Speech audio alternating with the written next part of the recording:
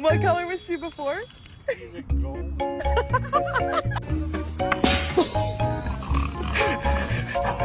What's up, Mr. Cool?